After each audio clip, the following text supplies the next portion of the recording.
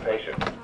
BOHS recently replaced 10-year-old AEDs with a brand new set. However, these life-saving devices are only useful if faculty, staff, and student know when, where, and how to use them.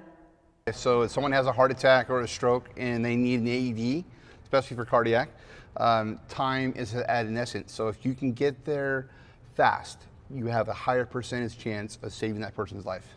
The chance of survival every minute without the use of an AED from someone who's in ventricular fibrillation and needs a shock, that chance of survival decreases by 10%. It's really important that you're trained, certified, you know what to do. You really don't even have to be certified, but you have to definitely know where they're at.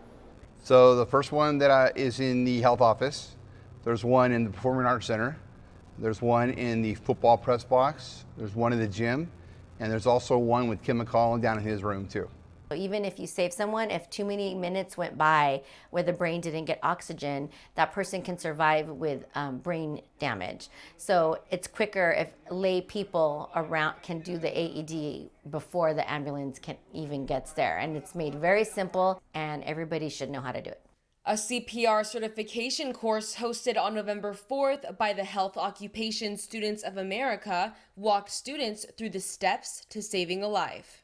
Using an AED is very simple. The main step and the most important step is to turn it on.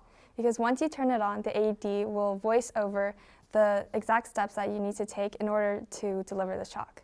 So the first step would be to remove the pads from the plastic lace.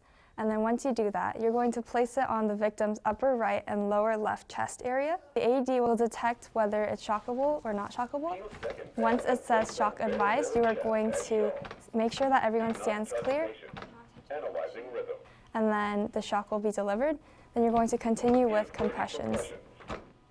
Wrestling coach and history teacher Brian Schluter was among the fortunate 12% who survived a widowmaker heart attack.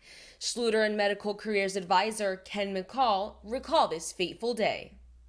So I remember that like it was yesterday. I had an athlete come running into the training room here saying, "Ken, we need you upstairs. Coach passed out." I had a massive heart attack in the process of coaching my student athletes and my assistant coaches.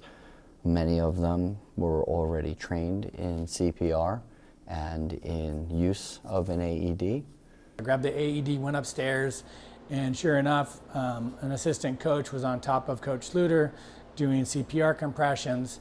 And so I said, "Has anyone called 911? And he began to use the AED and, put pads on. It had administered, initially after checking, it administered a shock, and then there was still no change. Mr. McCall ended up giving another round of compressions. I was about 20 compressions in, and then I started seeing signs of life, and he started coming to, and he heard the AED, and he's certified in CPR, so he kind of knew what was happening. I'm like, "Relax, you're in good hands, it's good, we've got help on the way." Later, after the fact, what was explained to me was that if CPR was not done immediately, if an AED was not administered, there was a very, very large chance that I would not have made it.